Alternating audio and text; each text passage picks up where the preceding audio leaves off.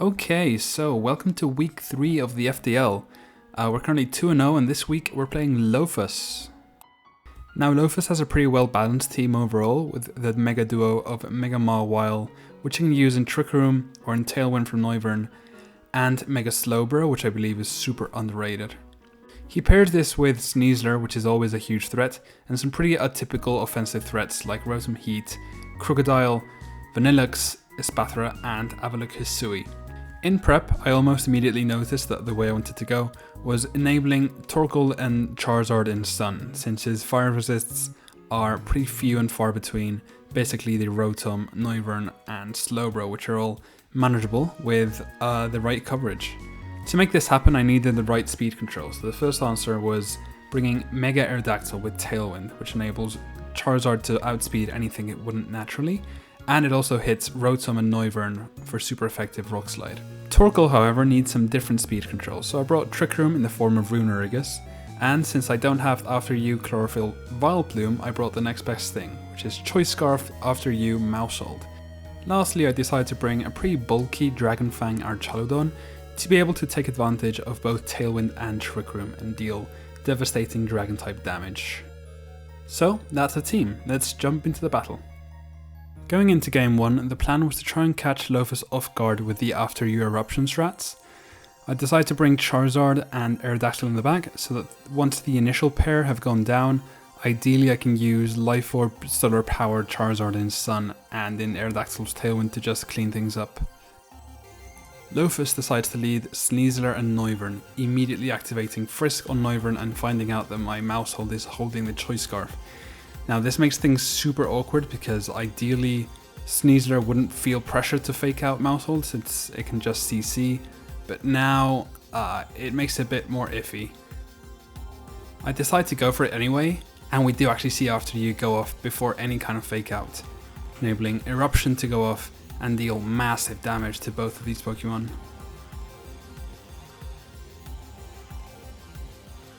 We do actually manage to pick up the one-shot on Sneasler, meaning it's not very bulky, and we also dodge a Draco Meteor from this Noivern on the Torkoal, which would have done way over 50%.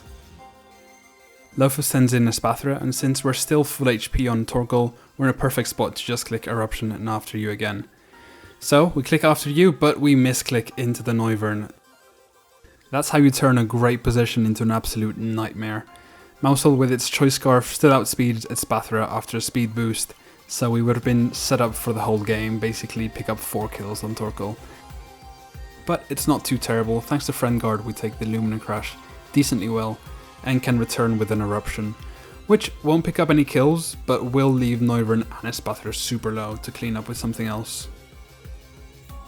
I'm basically forced to switch out Maushold, since after using doing mini favors, but with no safe switching it's not clear what I should do. I send out Aerodactyl, trying to keep Charizard safe, since if it is a Mega Maushold in the back, I need at least one of my fire types to be healthy. I protect with Torkoal, and luckily Espathra's Lumina Crash goes into protect. At the same time, Noivern decides to taunt the Maushold slot going into the Aerodactyl, meaning we survive the turn without taking any damage, best case scenario. This turn I decide to stay in with Torkoal and click Eruption, since the only way Aerodactyl can go down is from a double up from Espathra and Noivern, so if I click Rock Slide and there's no switch outs, I'm forcing a double down. But we actually see a switch out for the Noivern, showing his last slot being Mawile, as we expected. We also see no Intimidate, meaning that's Hyper Cutter. I'm guessing that was just respecting Contrary Malamar, which I respect as well. Torkoal is going to go down to the Lumina Crash thanks to the -2 special defense from earlier, but in return we're going to get a Rock Slide which doesn't miss into the Espathra, picking up the kill and doing some chip damage to Mawile.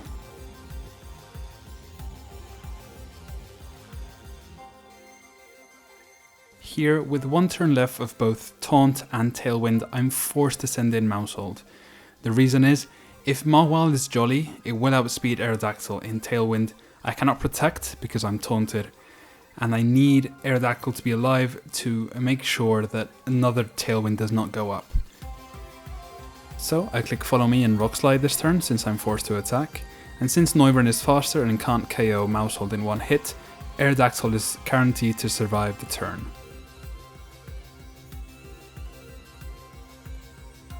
This whole time I'm basically kicking myself over the after U misclick. Like, we wouldn't be in this spot and Tailwind wouldn't be up if I had just clicked after U into the right target.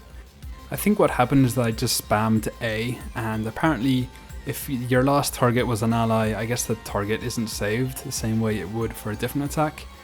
But anyway, from that Draco damage we see the Noivern is pretty offensive, and we managed to pick up the KO with Rock Slide, so there will not be a Tailwind going up this game. We also get a lucky flinch on the Maushold, which to be honest doesn't really matter because at this point the game really just comes down to whether or not I can land a Heat Wave on the Maushold.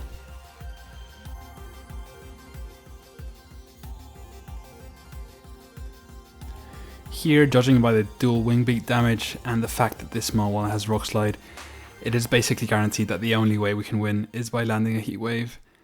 Yeah, dual wing beat, even 2 more wouldn't be enough.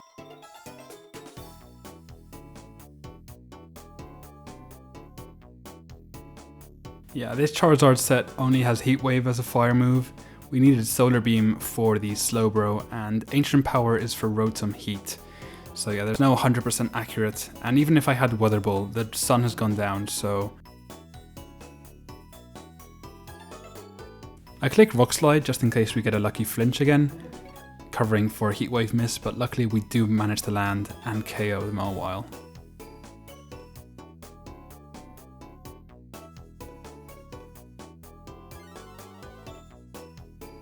For game 2, I want to go for the Trick Room mode with Runerigus and Torkoal, especially because there's no Mega Slowbro on Lofus' side. This Torkoal actually has speed investment to outspeed my own Runerigus since I have Skill Swap and there's some trickery there, meaning Torkoal would actually outspeed Mega Slowbro if it's min speed, so I would be going second in Trick Room. Lofus also decides to switch up his leads, this time with Sneasler and Maushold, very offensive. However, I had my lead planned with Maushold and Runerigus, clicking Self U-turn into Runerigus and Trick Room. I was pretty confident I'd be able to set up a Trick Room here with no support, but Follow Me Trick Room was the more consistent option. No Fake Out comes out, so U-turn goes into Runerigus doing very little damage and triggering Wandering Spirit, meaning they swap abilities, and now Runerigus has Friend Guard and Maushold has Wandering Spirit at the same time as it's switching out into my Trick Room threat of Torkoal in this case. This is just one of the many fun ways you can use Runerigus. I was just really excited to use this one, so I'm glad it worked out. Even with the Friend Guard boost, CC does over 50% to Torkoal thanks to Life Orb, and Maushold just goes for Play Rough into the Runerigus, which we can take just fine.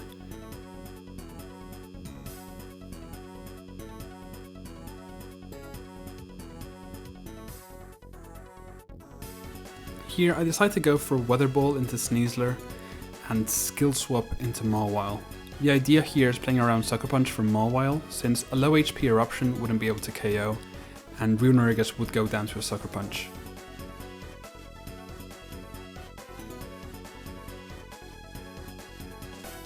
Now, in doing this, we do give away our Friend Guard, but thanks to the special defense drop from CC turn 1, it is still in range of Charcoal Weather Ball. Lofus reveals his last one to be a Spathra again, and we're in the perfect spot to just do as much damage as possible with a Weather Ball and a Poltergeist into the Espathra. Spathra's item shows to be Focus Sash, so it will be surviving, but thanks to the Friend Guard from Crocodile, it wouldn't even have picked up the KO without it. Amazingly, Torkoal is able to one-shot the Crocodile, meaning it's very offensive, and probably Scarfed, given it didn't protect. At the same time, Spathra is able to revert the Trick Room with its own Trick Room, meaning the game is not quite over yet.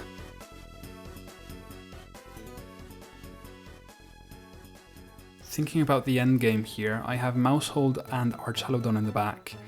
Arch is in a pretty good spot to clean this up. It should be able to 1v1 Maushold because we are stamina and max HP. but it's not quite clear how to get there safely and what we can do with Runerigus and Torkoal right here, right now. So I decided to switch out Torkoal into Maushold to give me Friend Guard, enabling me to survive a Play Rough from Mawile.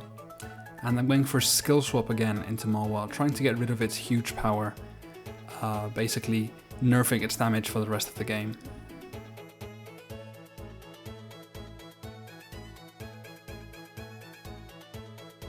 However, my heart sinks as I see Helping Hand. If this is in combination with Play Rough, it would definitely be able to KO Runerigus even through the Friend Guard, but it's actually Rock Slide, meaning Runerigus would always survive, and luckily there is no flinch, so huge power is gone.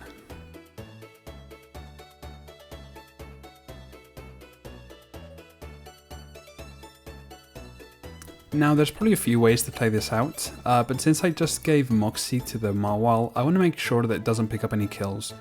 So I'm going to click U-turn to the Espathra. I guess it could Sucker Punch, but in fear of Follow Me I think that won't be the case. And I'm going to switch into Arch to take an attack while Maushold is around to take minimal damage, hopefully get a stamina boost and make it so Mawile is completely unable to break through. Maushold is actually the first to move, given this Espathra had 2 speed boosts. I think that means it was going for Trick Room. I guess that makes sense, maybe it was expecting me to go for Trick Room. But yeah, I'm just going to be able to switch into Torkoal to take an attack from this Mawile.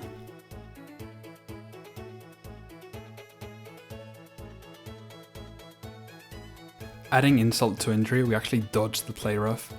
We have actually gotten pretty lucky this set with the Draco miss, Rock Slide flinch, no Rock Slide misses, no Heat Wave misses, and also this Spadef drop. So yeah, I'm not going to say it was super essential, but it does stack up mentally. So Mawile does actually reveal to have Swords Dance, balancing out the lack of huge power, but at this point it's too little too late. It's in range of Flash Cannon, so that's going to be game and match. So great game to Lofus, it was a fun set. I love pulling off stuff like After You Maushold. It's the kind of stuff that you only really come up with when you're in a bad spot in your draft. If I had Vileplume, I would have just done that instead. And with that, I'll see you all in week 4, the last week of the season, where we will be playing Kid. I think we're locked for playoffs, but we'll have some fun. Yeah, see you there. Bye bye.